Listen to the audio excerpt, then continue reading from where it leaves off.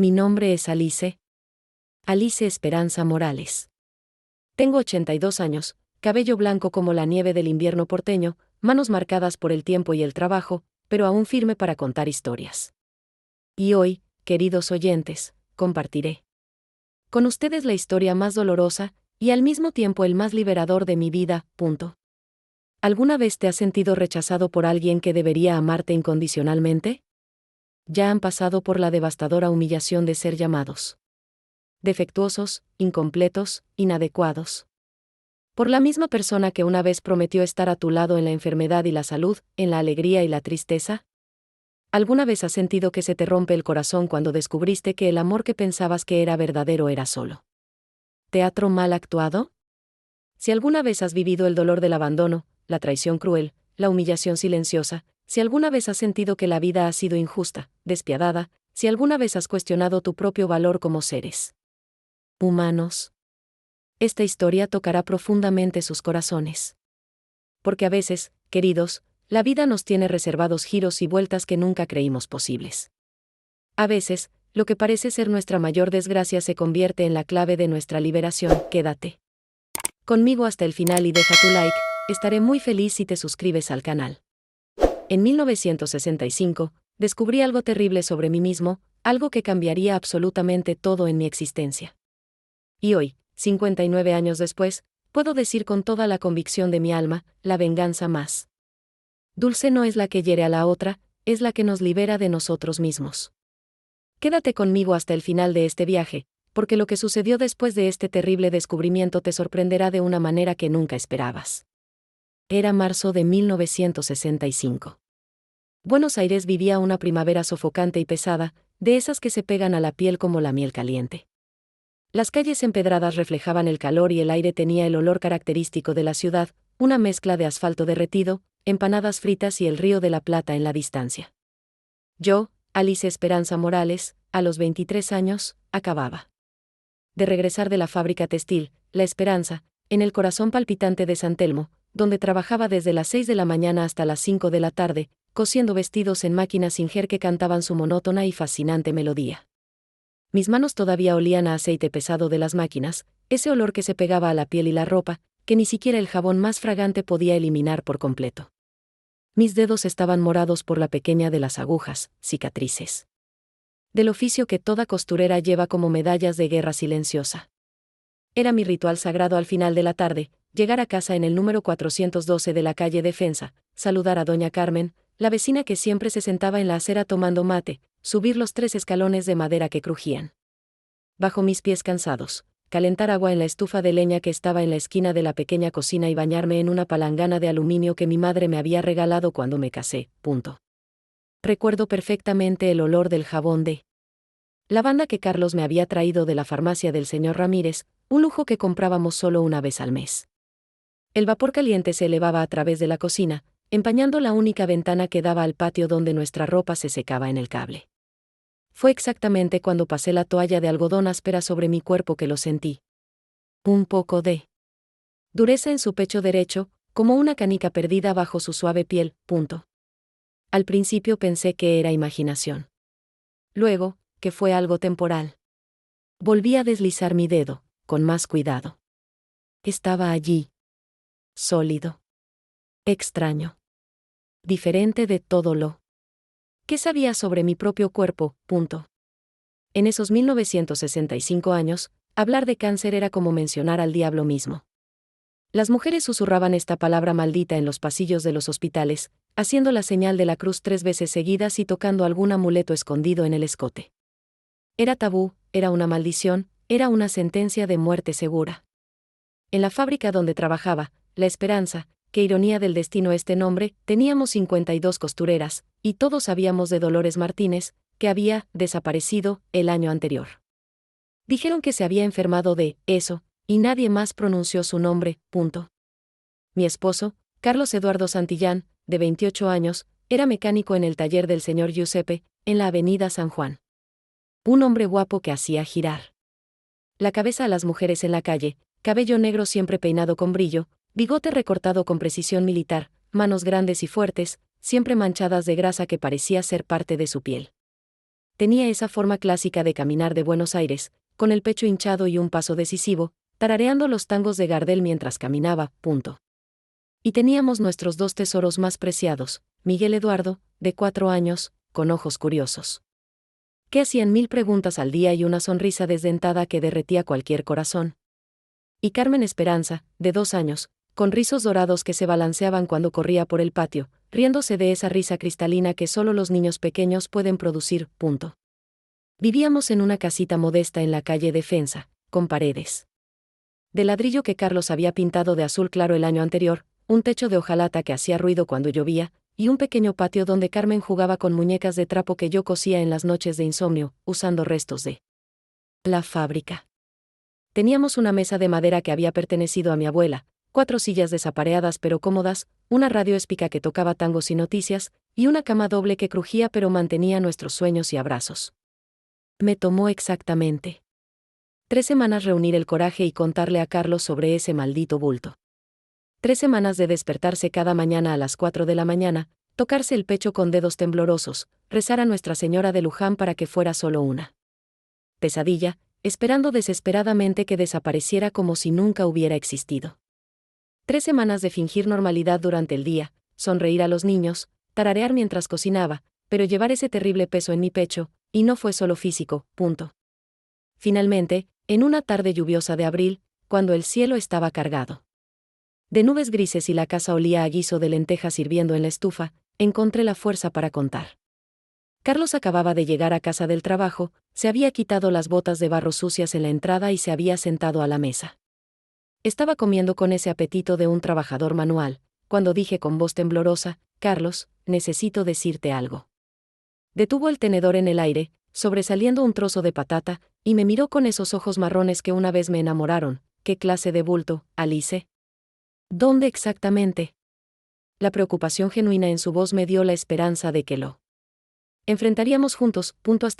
Al día siguiente, un sábado gris, tomamos el autobús número 64 en la esquina de United States Street. El viaje al Hospital Rivadavia duró 40 minutos que parecían eternos. Carlos me tomó la mano con fuerza y miré a través de la ventana empañada las calles de Buenos Aires que se reproducían como una película en cámara lenta. Miguel y Carmen se quedaron con mi suegra, doña Mercedes, quien prometió hacer milanesas, su plato favorito. El Hospital Rivadavia era un edificio intimidante de 4 pisos con una fachada imponente que parecía mirarnos con desdén. Los interminables pasillos resonaban con el sonido de pasos apresurados de enfermeras con zapatos blancos, sillas de ruedas chirriantes y conversaciones susurradas en tonos sombríos. Las paredes estaban pintadas de verde agua desteñido, ese color institucional que intentaba ser reconfortante pero lograba el efecto contrario. El olor era una mezcla sofocante de desinfectante, éter, miedo y pérdida de esperanza.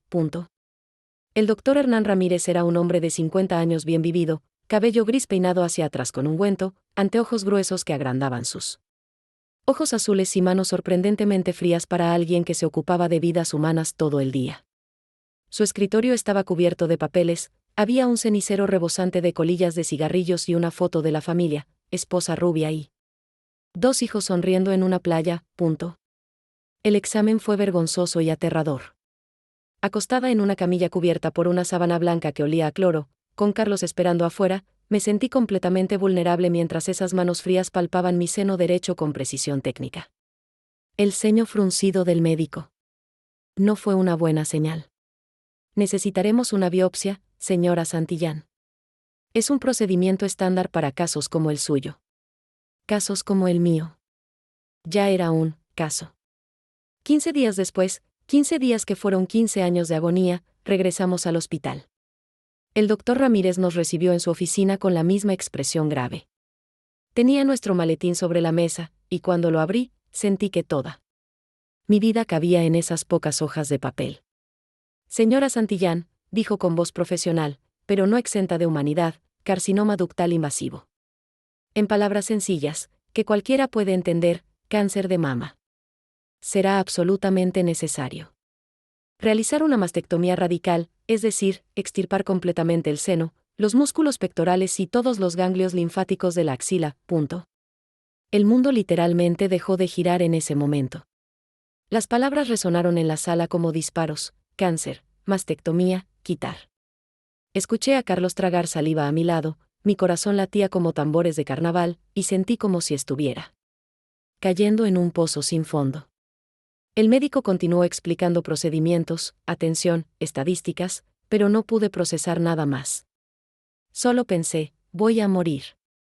Voy a dejar huérfanos a mis hijos. Voy a dejar a Carlos viudo a los 28 años, punto. La cirugía estaba programada para el 15 de mayo de 1965, una fecha que quedó grabada en mi memoria como si estuviera tatuada. Dejé a Miguel y Carmen con mi suegra, doña Mercedes, una buena mujer que prometió cuidarlos como si fueran sus propios nietos. La noche antes del procedimiento, Carlos durmió en una silla incómoda junto a mi cama de hospital, roncando suavemente, con la cabeza inclinada de una manera que me dio ganas de acariciarle el cabello, punto. Me quedé despierto toda la noche, mirando el techo descascarado de la habitación, escuchando los ruidos nocturnos del hospital, gemidos distantes, pasos de enfermeras en el pasillo, el tic-tac hipnótico del reloj en la pared. Me estaba despidiendo en silencio de una parte de mí que nunca volvería. Me toqué el pecho por última vez, tratando de memorizar su forma, su textura, como si fuera posible almacenar sensaciones en una caja de recuerdos, punto. Cuando me desperté de la anestesia, sentí como si un camión cargado de ladrillos hubiera pasado por encima de mi pecho. El dolor no se parecía a nada que hubiera experimentado, no solo físico, sino existencial. Donde antes había una curva familiar y femenina, ahora solo sentía un extraño vacío, como si una parte esencial de mi identidad hubiera sido despojada junto con el tejido canceroso, punto.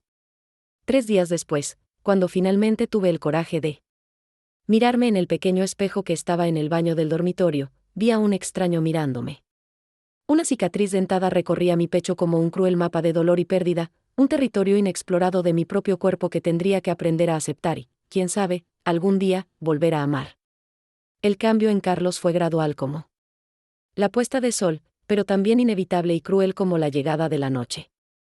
En los primeros días después de la cirugía, todavía trataba de ser el esposo cariñoso que siempre había sido, traía agua azucarada cuando sentía náuseas. Ayudaba a cambiar los vendajes con dedos torpes pero cariñosos, me susurraba palabras de aliento al oído cuando el dolor se volvía insoportable, punto. Pero sentí la sutil diferencia, casi imperceptible al principio, como una nota musical ligeramente desafinada en una sinfonía. Fue en el toque más vacilante, en la forma en que sus ojos se apartaron rápidamente cuando cambié los vendajes, en la forma en que sostuvo mi mano, todavía la sostenía, pero parecía sostenerla por obligación, no por deseo. Era como si estuviera interpretando el papel de un esposo devoto, pero olvidando algunas líneas en medio de la obra, punto. El primer intento de intimidad tuvo lugar exactamente 32 días después de la cirugía.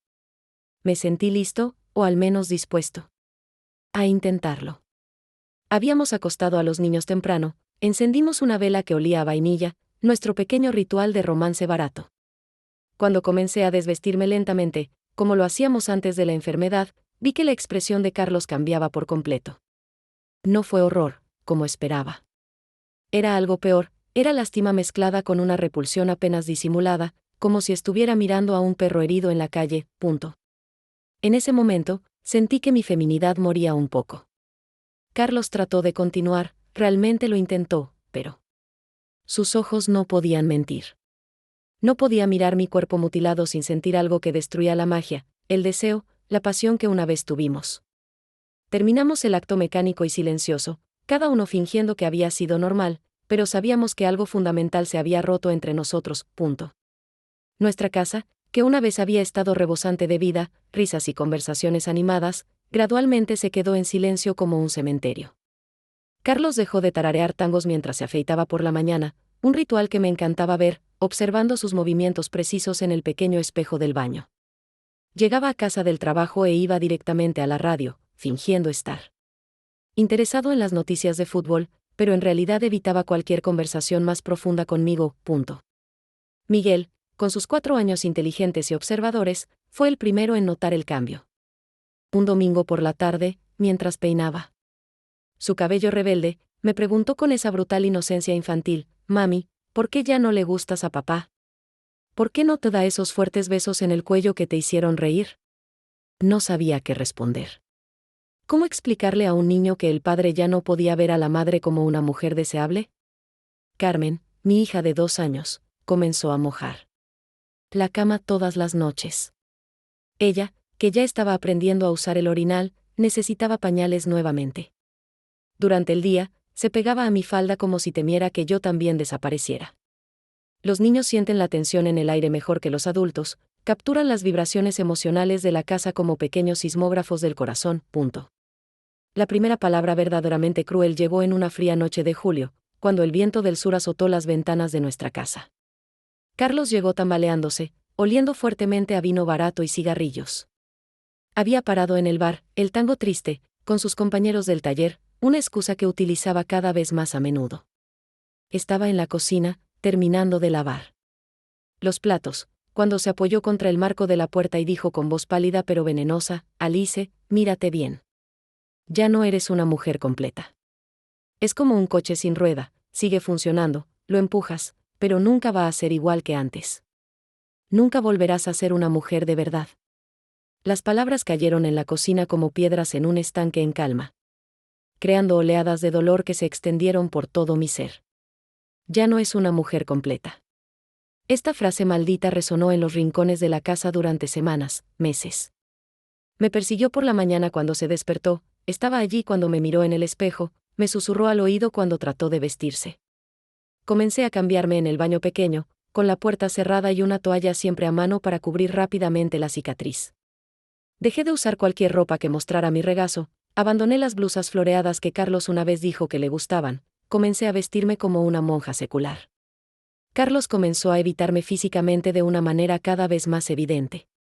Cuando entraba en la habitación para cambiarme, él ponía una excusa para irse, necesitaba verificar si había cerrado la puerta principal o recordaba algo importante que había olvidado en la cocina. Dormimos en la misma cama, pero él permaneció pegado al borde del colchón, como si mi cuerpo fuera contagioso. A veces, me despertaba al amanecer y lo encontraba durmiendo en el sofá. Las traiciones comenzaron de una manera sutil, como todo tipo de traición. Carlos comenzó a llegar tarde con excusas cada vez más elaboradas y menos convincentes. Olí perfume barato adherido a su ropa, no era mi perfume de lavanda, era algo más dulce y empalagoso. Encontró mechones de cabello rubio en el cuello de sus camisas, manchas de lápiz labial rojo que dijo que era grasa, diferente, del taller. Una noche, cuando dijo que se quedaría hasta tarde arreglando el auto del compadre José, llamé allí.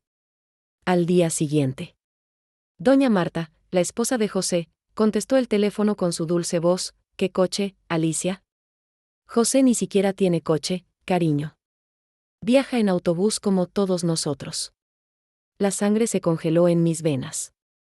Las mentiras se estaban desmoronando como un castillo de naipes. Si esta historia toca profundamente sus corazones, si alguna vez han pasado por el dolor del rechazo, el abandono, la traición de alguien que prometió amarlos para siempre, dejen un me gusta a continuación para mostrarme que no estoy solo en este viaje de dolor. No tienes idea de lo que significa para una mujer de 82 años saber que sus palabras han resonado en otras almas heridas. El dolor se divide cuando se comparte, se vuelve más soportable. Las traiciones de Carlos comenzaron como goteras en un techo viejo, primero una gota aquí, luego allá, luego se convirtió en una inundación que inundó nuestra casa con humillación y falta de respeto. Encontré la bufanda de mujer de un lápiz labial rojo escarlata en el bolsillo de los jeans que usaba los domingos, esos pantalones que lavaba y planchaba religiosamente todas las semanas. Encontré un arete de oro barato debajo de nuestro colchón, junto a él, como si fuera la firma de su amante. Cuando le mostré las pruebas, Carlos se rió con esa risa seca y despectiva que nunca antes había usado conmigo: este pañuelo debe ser de algún cliente del taller que me pidió que me lavara las manos. ¿El pendiente? ¿Quién sabe cómo llegaste allí, Alice? Te estás volviendo paranoica, mujer. Esta enfermedad también está jugando con tu cabeza. La frialdad con la que mintió fue casi más dolorosa que la traición en sí. Pero Carlos no se contentó con traicionar discretamente. Quería que lo supiera, quería restregar mi insuficiencia en mi cara como sal en una herida abierta. Comenzó a llegar a casa con lápiz labial en los cuellos de sus camisas de una manera deliberadamente visible, con rasguños en el cuello que dijo que eran del taller. Con el olor a perfume tan fuerte que impregnaba toda la casa. La primera vez que me golpeó fue en una calurosa mañana de septiembre, cuando el sol entró por la ventana de la cocina como una bendición divina que contrastaba con el infierno. en el que se había convertido nuestra casa. Miguel, bromeando mientras desayunaba, derramó accidentalmente un vaso de leche sobre la mesa. Carlos explotó como una olla a presión, mocoso torpe. Tu madre ni siquiera te enseña a sostener un vaso correctamente. Cuando me levanté para defender a mi hijo, Carlos se volvió hacia mí con los ojos llenos de ira. Cállate, Alicia. Eres una madre incompetente, además de una mujer incompleta. Y entonces sucedió, su mano derecha, que una vez me había acariciado tiernamente la cara, me abofeteó y resonó por toda la casa como un trueno. El sonido era tan fuerte que incluso los vecinos deben haberlo escuchado. Miguel se escondió detrás del sofá marrón de 2 plazas, temblando como una hoja al viento, sus ojitos llenos de lágrimas y terror. Carmen comenzó a llorar desesperadamente. Sin entender lo que estaba pasando, pero sintiendo que algo terrible se había roto en nuestro hogar. Vi en los ojos de mis hijos el mismo miedo que sentí crecer en mi pecho, y juré en ese momento que algún día, de alguna manera, saldría de esa situación. Carlos comenzó a usar el dinero como una forma de control psicológico. Me entregaba cada vez menos a los gastos del hogar, lo que me obligaba a hacer malabarismos con cosas imposibles para alimentar a los niños con dignidad. No trabajas bien, no sirves para nada, ¿por qué deberías tener dinero?, decía cuando le pedía que comprara leche o pan. Me obligaron a volver a trabajar en la fábrica, La Esperanza, a pesar de que todavía me estaba recuperando de la cirugía. 8 horas al día encorvado sobre máquinas de coser, con dolores en el pecho y los brazos que irradiaban como fuego. Por la noche, cuando llegaba a casa exhausto, todavía tenía que coser ropa hasta altas horas de la madrugada, bajo la tenue luz de una lámpara de 40 vatios, con las manos entumecidas y los ojos nublados por la fatiga.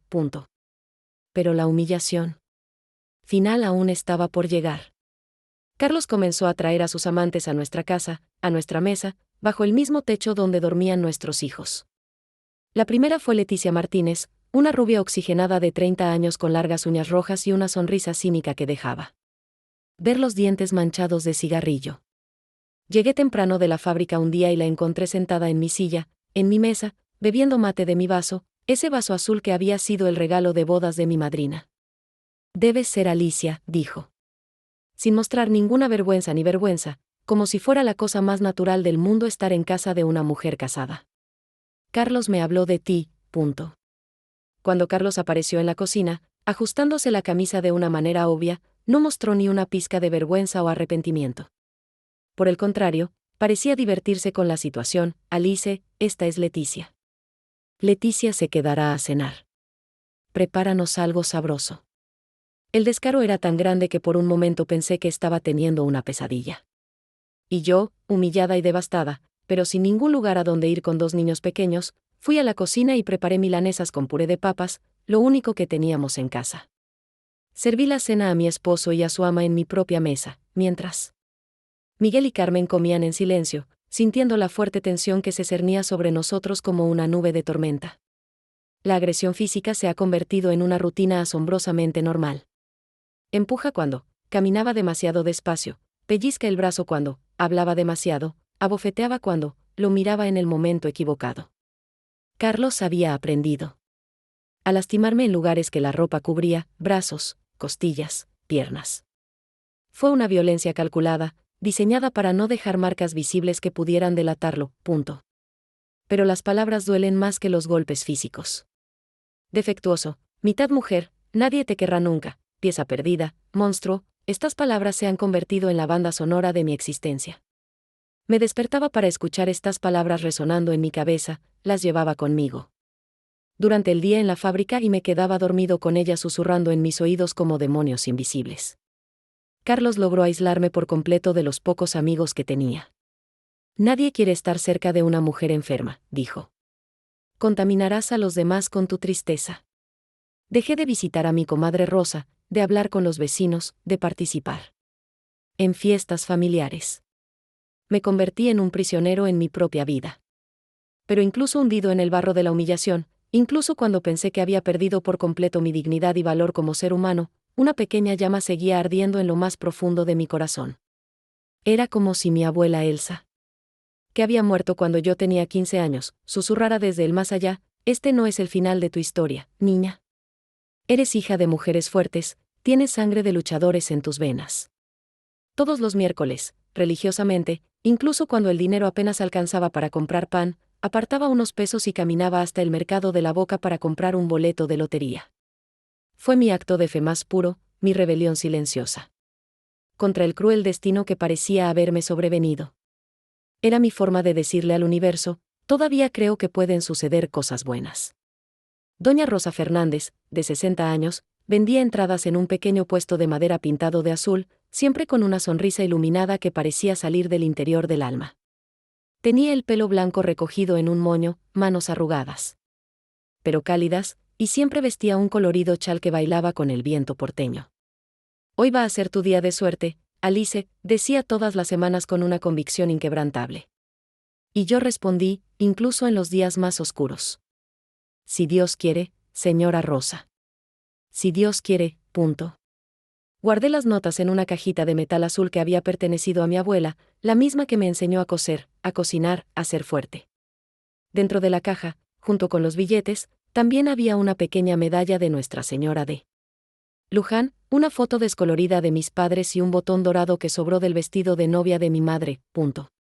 Todas las noches, después de dormir a Miguel y Carmen, después de soportar otro día de humillación y agresión, tomaba la cajita azul, tocaba cada objeto con cariño y me hacía una promesa silenciosa a mí misma, a mi abuela, a Dios, un día recuperaré la dignidad.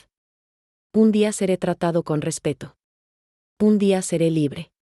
Siempre toqué los mismos números, cada uno cargado de profundo significado. 15, el día del nacimiento de Miguel. 23, el día del nacimiento de Carmen. 17, el día de nuestra boda, ese día fue feliz. 8, mi cumpleaños. 32, la edad que tenía mi madre cuando murió de tuberculosis. Y 21, el día en que descubrí el cáncer. Eran los números de mi vida, de mi sufrimiento, pero también de mi esperanza. Punto. Encontré la fuerza para resistir a través del trabajo. En la fábrica, cosiendo vestidos que otras mujeres usarían para sentirse hermosas, me reconecté con mi feminidad perdida. Cada puntada era un acto de resistencia, cada costura era mi forma de decir, todavía existo, todavía tengo valor, todavía puedo crear cosas hermosas. Miguel y Carmen se convirtieron en mi motor. Cuando Carlos me maldecía frente a ellos, respiraba hondo y pensaba, necesitan ver que una mujer puede ser fuerte incluso cuando está rota. Necesitan aprender que la vida puede ser cruel, pero no tiene por qué vencernos por completo. Era por ellos que necesitaba sobrevivir, era por ellos que no podía rendirme. Comencé a tener pequeños actos de rebelión silenciosa. Cuando Carlos me pidió que lavara la ropa de los amantes que se quedaron en casa, olvidé usar suavizante. Cuando traía mujeres a cenar, servía comida sin sal. Fueron victorias pequeñas, casi insignificantes, pero me hicieron sentir que todavía tenía cierto control sobre mi propia existencia. 18 de diciembre de 1967. Una sofocante mañana de verano porteña, cuando el aire caliente se pegaba a la piel como miel derretida y ni siquiera la brisa del Río de la Plata podía traer alivio. Me desperté con el extraño ruido de los cajones que se abrían y cerraban. A toda prisa. Carlos estaba empacando sus maletas, 2 maletas de cuero marrón que le había dado como regalo de cumpleaños 2 años antes, cuando todavía creía que nuestro matrimonio podía salvarse. Comencé a tener pequeños actos de rebelión silenciosa. Cuando Carlos me pidió que lavara la ropa de los amantes que se quedaron en casa, olvidé usar suavizante. Cuando traía mujeres a cenar, servía comida sin sal. Fueron victorias pequeñas, casi insignificantes, pero me hicieron sentir que todavía tenía cierto control sobre mi propia existencia. 18 de diciembre de 1960. Y 7. Una sofocante mañana de verano porteña, cuando el aire caliente se pegaba a la piel como miel derretida y ni siquiera la brisa del Río de la Plata podía traer alivio. Me desperté con el extraño ruido de los cajones que se abrían y cerraban a toda prisa. Carlos estaba empacando sus maletas, 2 maletas de cuero marrón que le había dado como regalo de cumpleaños 2 años antes, cuando todavía creía que nuestro matrimonio podía salvarse. Me acosté en la cama, fingiendo estar todavía dormido, observando a través de mis párpados entrecerrados cada uno de sus movimientos. Doblaba las camisas que planchaba religiosamente todos los domingos, se ponía los zapatos que limpiaba con betún negro todas las semanas. Guardaba la ropa interior que lavaba y la ponía a secar en el tendedero del patio. Fue extraño ver a alguien preparándose para dejar su propia vida. Cuando se dio cuenta de que estaba despierto, Carlos no mostró ninguna vergüenza ni tristeza. Se sentó en el borde de la cama, a mi lado, irónicamente, y habló con la misma frialdad que usaría para pedir azúcar en el café: Alice, voy a vivir con Leticia. Alquiló un apartamento en Palermo, 2 habitaciones, agua caliente corriente, incluso el teléfono lo consiguió. Ella me hace sentir como un hombre otra vez, me recuerda lo que es estar con una mujer. Íntegro. Esa palabra, completo, atravesó mi pecho como una cuchilla afilada. Pero, extrañamente, esta vez no dolió como antes. Era como si hubiera desarrollado una cicatriz emocional que me protegía de sus crueldades. O tal vez fue puro alivio disfrazado de dolor. Miguel apareció en la puerta de la habitación, todavía en pijama, frotándose los ojos soñolientos. Papá, ¿vas a viajar? Carlos se agachó y alborotó el pelo del niño con ese gesto automático que hacen los hombres cuando no saben cómo mostrar afecto. Papá va a vivir en otro lugar por un tiempo. Quédate aquí con mamá, que te cuida mejor. Carmen apareció, sosteniendo su muñeca de trapo favorita, la que yo había cosido con restos de colores de la fábrica. No entendió las palabras, pero sintió la energía de la despedida. Comenzó a llorar suavemente, no porque supiera que su padre se iba, sino porque captó la tristeza en el aire cuando los animales contraen terremotos antes de que sucedan. Carlos tomó las 2 maletas, miró por última vez la habitación donde habíamos sido felices en los primeros años de matrimonio, y se detuvo en la puerta de la casa que construimos juntos. El alquiler se paga a fin de mes. Después de eso, te das la vuelta. No hubo abrazo, no hubo beso de despedida, no hubo, cuídate, o, te extrañaré. Simplemente salió y cerró la puerta detrás de él. Cuando el sonido de sus pasos se perdió en la calle empedrada, los 3 nos quedamos allí en la sala, yo en camisón, Miguel en pijama, Carmen con su muñeca. El silencio que siguió fue completamente diferente de todos los silencios que habíamos experimentado antes. No era tensión, no era miedo, no era ira reprimida. Era paz. Era libertad. Era el sonido de la dignidad volviendo a casa. Sentí un alivio tan profundo que estaba asustado. Era como quitarse un zapato apretado después de un día completo de caminata dolorosa. Era como quitarse un peso gigantesco de la espalda, como respirar aire fresco después de años en una mina de carbón. Descubrí en ese momento que no estaba perdiendo a un marido, sino que me estaba ganando la vida. Miguel me miró con esos ojos inteligentes y me preguntó: Mami, ¿ahora papá ya no te grita? Cuando le dije que no, sonrió, una sonrisa genuina que no había visto en meses. Carmen dejó de llorar y se fue a jugar con sus muñecas, tarareando una pequeña canción que solía cantarle. Ser madre soltera en 1967 en Buenos Aires era llevar un estigma pesado como una cruz de madera. Los vecinos susurraron al pasar: pobre Alicia, su marido la dejó después de que se enfermó. Qué hombre tan cruel, dejar a su esposa en el momento en que más lo necesitaba. Y ahora, ¿cómo vas a criar a 2 hijos sola? Pero no quería sentir lástima por nadie. La tristeza fue el último sentimiento que deseó despertar. Quería dignidad, respeto, la oportunidad de descubrir quién era Alice cuando no estaba siendo humillada las 24 horas del día. Desarrollé una estricta rutina de supervivencia que me mantuvo ocupada y concentrada. Se levantaba a las 5 de la mañana, preparaba el desayuno para los niños, llevaba a Miguel a la escuela a 6 cuadras de su casa, dejaba a Carmen con la señora Mercedes, quien se ofreció a cuidarla por un precio simbólico, trabajaba en la fábrica de 6 a 5, recogía a los niños, preparaba la cena, y hasta cosía hasta casi la medianoche. Los domingos, nuestro día santo, íbamos a la Plaza San Martín a comer helado de chocolate, nuestro único lujo semanal. Costaba 3 pesos por cono, dinero que guardaba centavo a centavo durante la semana. Miguel siempre eligió chocolate. Carmen siempre fresa y yo siempre vainilla. Nos sentamos en el banco debajo del árbol más frondoso y lamimos nuestros helados en silencio, observando a otras familias, otros niños, otros mundos posibles. Sin que Carlos me disminuyera constantemente, comencé a redescubrir aspectos de mí mismo que había olvidado por completo. Volví a cantar mientras cocinaba, boleros de Agustín Lara que me enseñó mi madre. Realmente me reí de las payasadas de los niños nuevamente, incluso cuando Miguel estaba derramando pintura sobre la mesa o Carmen estaba dibujando en las paredes. Aprendí a arreglar cosas rotas, grifos que goteaban, sillas tambaleantes, ventanas atascadas, punto. Descubrí que era capaz de mucho más de lo que imaginaba.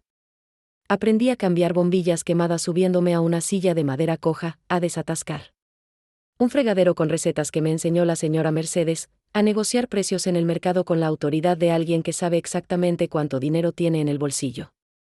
Era como si estuviera conociendo a una nueva Alice, más fuerte, más independiente, más completa, irónicamente, que cuando era una mujer completa, según los estándares de Carlos, punto.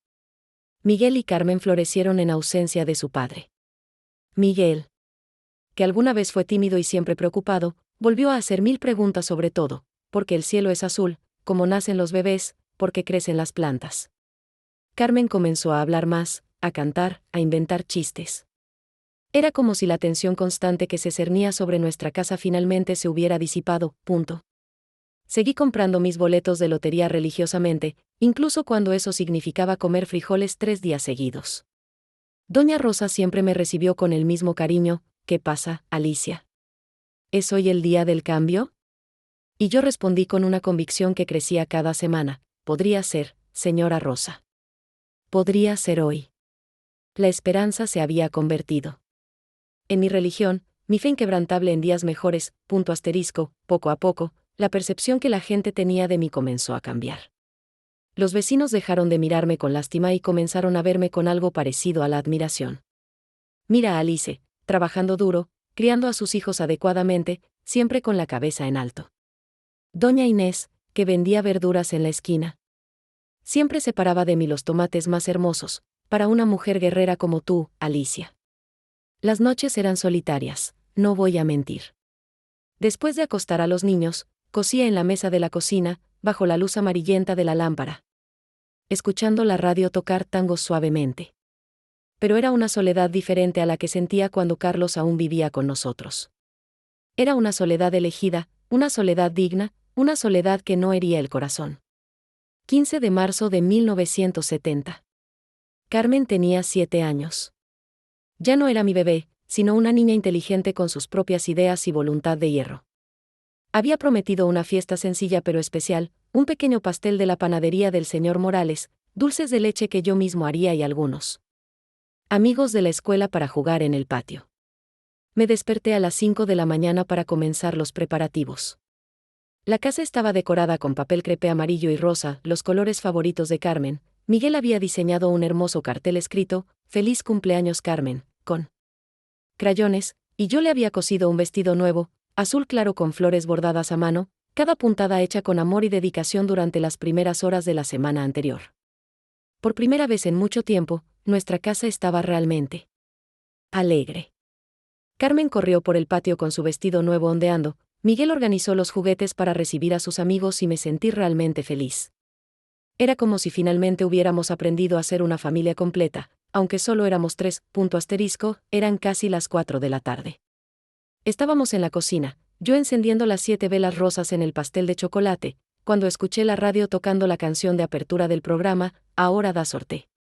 Siempre me detenía a escuchar, aunque sabía que probablemente sería otra decepción. El locutor Raúl Martínez, con su voz profunda y solemne, anunció, ¿y los números sorteados en el concurso de hoy son? Atención, damas y caballeros, 21, 45, 03. 17. 32, y el último número, 08. Mi corazón se detuvo. Literalmente se detuvo durante unos segundos. Eran exactamente los números que jugué hace 5 años. 21, descubrimiento del cáncer. 17ª, día de la boda. 32, la edad de mi madre cuando murió.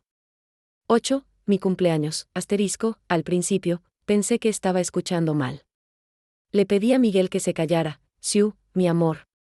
Deja que mamá escuche.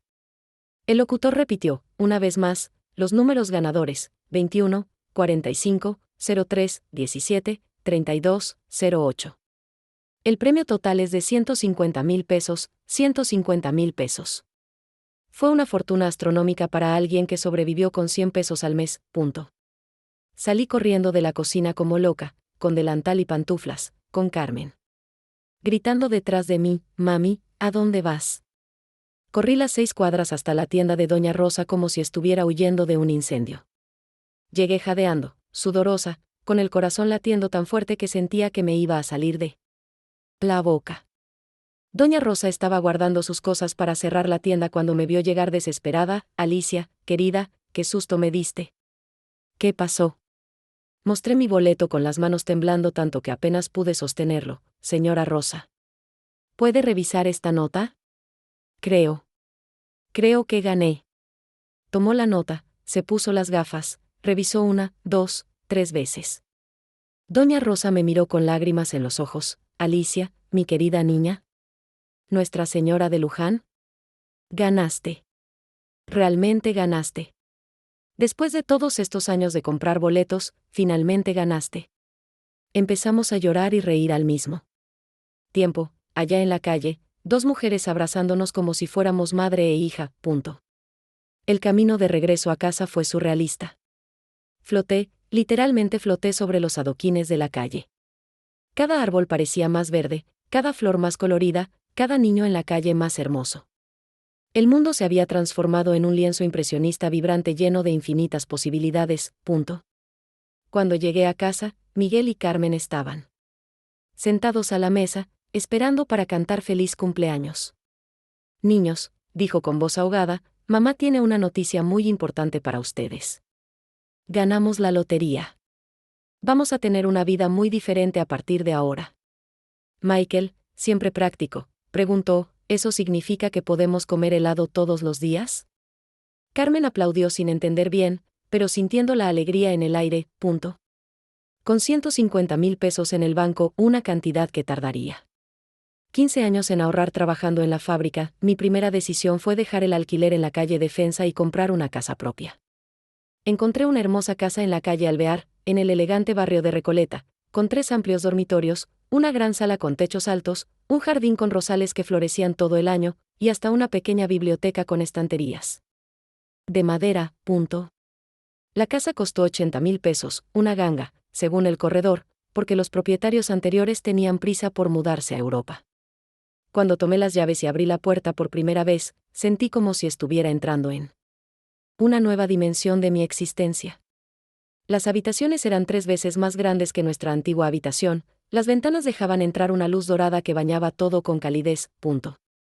Miguel consiguió una habitación llena de libros, enciclopedias, libros de aventuras, mapas del mundo en las paredes. Él, que siempre había sido curioso, ahora tenía una biblioteca entera a su disposición. Carmen consiguió el rincón rosa de sus sueños, con muñecas de porcelana que compramos en una tienda fina en el centro, una cama blanca con dosel y un baúl lleno de ropa de muñecas que ella misma eligió. Contraté a la señora Matilde, una señora de 50 años, viuda y sin hijos, para que nos ayudara con la casa y cuidara a los niños cuando yo no estuviera. Era una mujer dulce, con el pelo gris siempre recogido en un moño, que hacía el mejor locro que he probado en mi vida. Rápidamente se convirtió en parte de nuestra familia, más que una sirvienta, era como una tía querida que los niños adoraban. Pero la transformación más importante que hice fue en mí mismo. Busqué al doctor Eduardo Ramírez, no relacionado con el médico que me había operado la primera vez, considerado el mejor cirujano plástico de Buenos Aires. No me sometía la cirugía reconstructiva por culpa de ningún hombre, ni para complacer a nadie. Lo hice por mí, para sentirme completa de nuevo, para mirarme en el espejo y reconocer a la mujer que siempre fui. La cirugía de reconstrucción duró 4 horas. Cuando me desperté de la anestesia por primera vez en 5 años, no sentí ese extraño vacío en mi pecho. El médico había hecho un trabajo artístico, el nuevo seno se veía natural, la cicatriz apenas se notaba. Lloré cuando me vi en el espejo, pero esta vez fueron lágrimas de alegría y gratitud. Compré ropa elegante en una boutique del centro. Vestidos que realzaban mi silueta, blusas coloridas, zapatos de cuero italiano. Aprendí a conducir en un Fiat 600 azul celeste que compré seminuevo, y que se convirtió en mi herramienta de independencia. Poder ir y venir cuando quisiera, sin depender de los autobuses ni de la buena voluntad de nadie, era pura libertad. Con el dinero restante, abrí mi propia tienda, Alice Modas, en una calle muy transitada de San Telmo.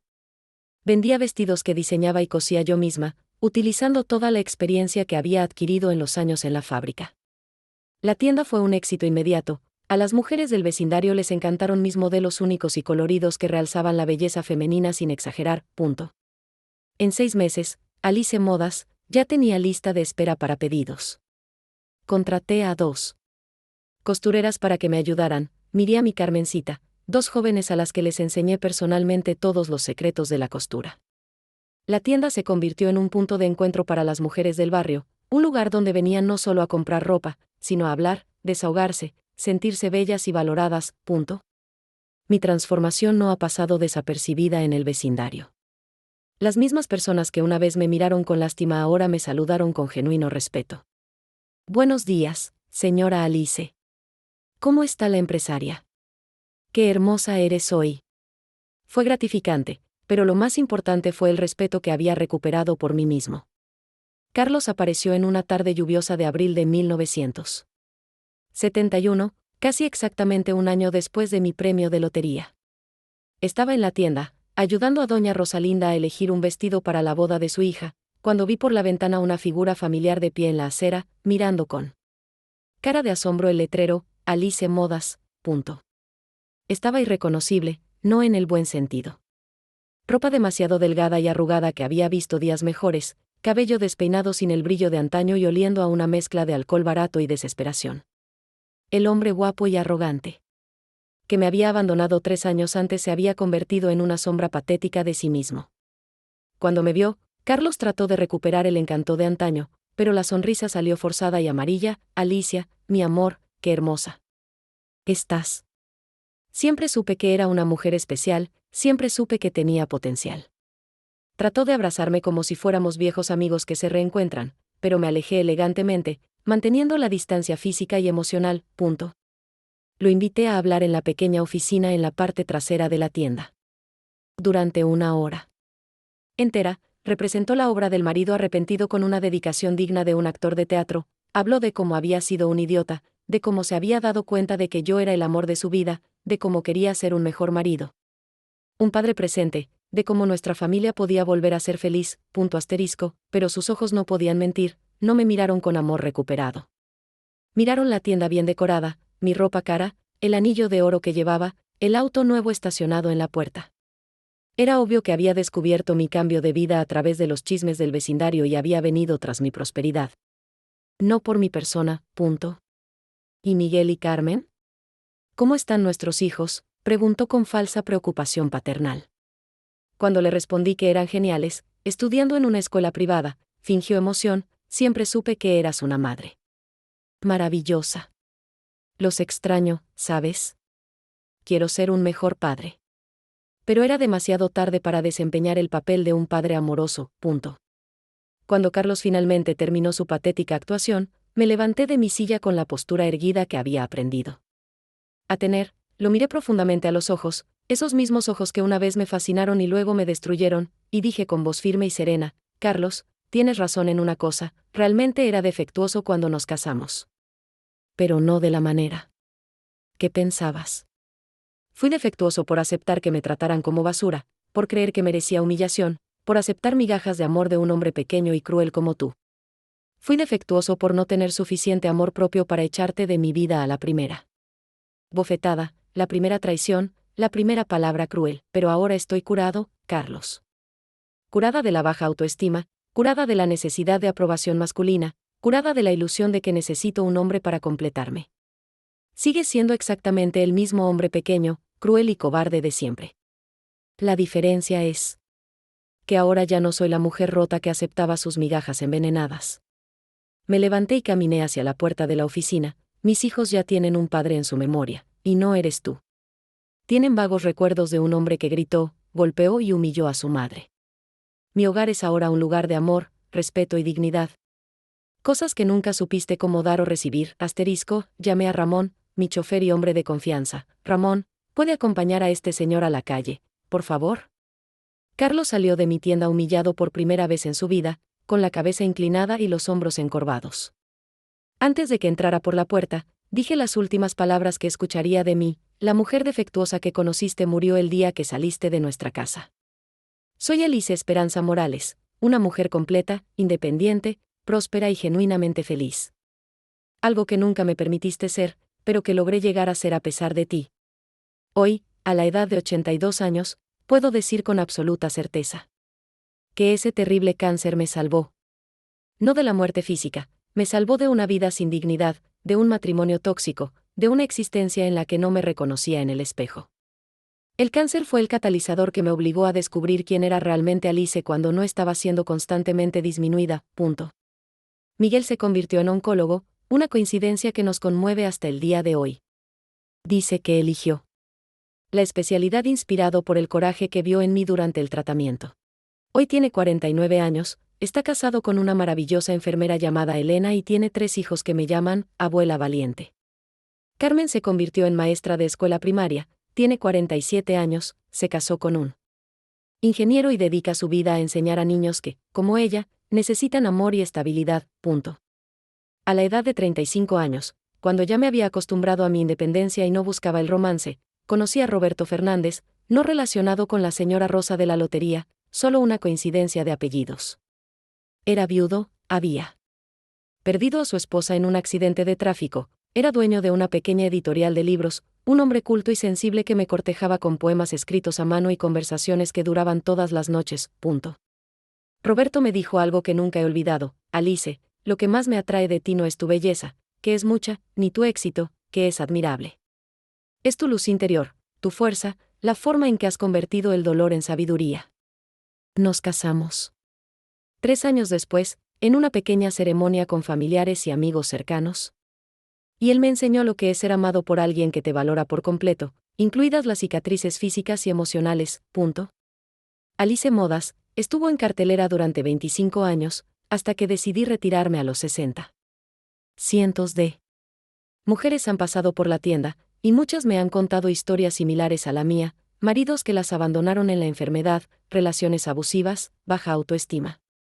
Siempre decía lo mismo: cariño, no necesitas suerte en la lotería para cambiar tu vida. Necesita coraje para valorarse a sí mismo y no aceptar migajas de amor de nadie.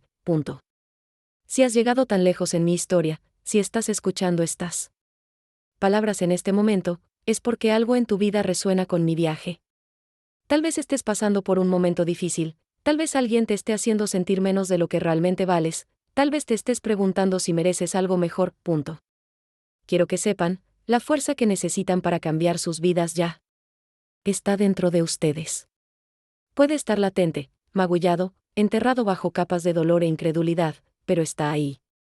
A veces hay que tocar el fondo del pozo más oscuro para descubrir que podemos nadar hasta la superficie y respirar aire fresco de nuevo. Si alguien en tu vida te hace sentir inadecuado, defectuoso, incompleto, debes saber que el problema no está en ti. Las personas que realmente aman no disminuyen, magnifican. El amor verdadero no humilla, eleva. Los socios que pagan no se rinden en las dificultades, se quedan y luchan juntos. Mi historia no se trata de suerte en la lotería, ese fue solo el instrumento que el destino usó para darme la oportunidad de cambiar. Mi historia trata sobre la resistencia, sobre no aceptar una vida que no me respetaba, sobre mantenerla esperanza incluso cuando todo parecía perdido. Se trata de descubrir que podemos ser más fuertes de lo que jamás imaginamos. La historia de Alice ha llegado a su fin, pero espero sinceramente que haya plantado semillas de reflexión y coraje en sus corazones.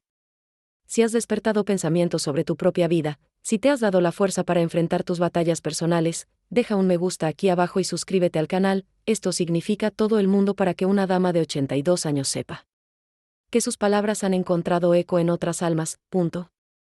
Si tienes historias de superación para compartir, historias de cómo encontraste la fuerza para comenzar de nuevo, déjalas en los comentarios. A veces, nuestras experiencias más dolorosas pueden ser solo la luz que alguien necesita para encontrar el camino de regreso a casa, el hogar de su propio corazón. Hasta la próxima historia, queridos oyentes. Recuerda siempre, eres completo, valioso, merecedor de todo el amor y el respeto del mundo. Nunca, nunca, dejes que nadie te convenza de lo contrario. Y si la vida te lastima, usa esas heridas como semillas de una versión más fuerte y sabia de ti mismo. Como solía decir mi abuela, las flores más fragantes crecen en la tierra que alguna vez fue fertilizante. Que tus dolores de hoy sean el fertilizante de tus logros de mañana. Que tus lágrimas de ayer rieguen los jardines de tu felicidad futura. Y que nunca lo olvides, después de la tormenta más violenta, siempre viene el arco iris más hermoso. Hoy, mientras grabo esta historia en mi sillón favorito, con Roberto leyendo el periódico a mi lado y el olor a café de la tarde perfumando la casa, miro por la ventana y veo a los niños jugando en la plaza. Algunos son criados por valientes madres solteras, otros por parejas que realmente se aman. Todos merecen crecer sabiendo que son valiosos, completos, dignos de amor y respeto, punto. Gracias por acompañarme en este viaje hasta ahora. Que te lleves conmigo la certeza de que eres más fuerte de lo que imaginas, más valioso de lo que crees, y más capaz de empezar de nuevo de lo que crees. Hasta que nos volvamos a encontrar, queridos. Con todo mi amor y admiración, Alice Esperanza Morales.